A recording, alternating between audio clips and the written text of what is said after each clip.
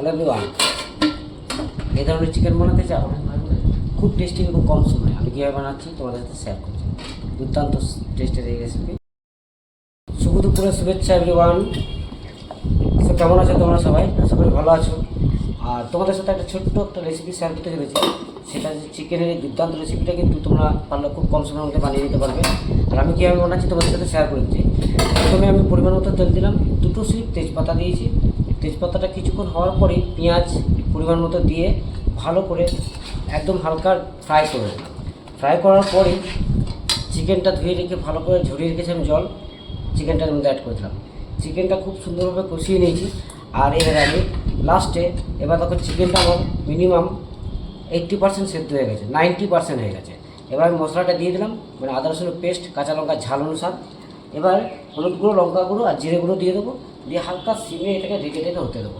তাহলে কিন্তু আমার চিকেন কষা রেডি হয়ে গেছে। কাশ্মীরি লঙ্কা গুঁড়ো কালারের জন্য, আর স্বাদ অনুসারে লবণ দিয়ে দিচ্ছি।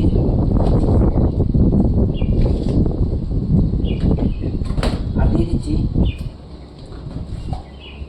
হলুদ গুঁড়ো 1 চামচের মতো, আর দিয়ে দেবো জিরে গুঁড়ো, একদম বাড়িতে তৈরি করে ভেজে রাখা জিরে গুঁড়ো এটা, আর অল্প দুতলা চিনি দিয়ে দেবো।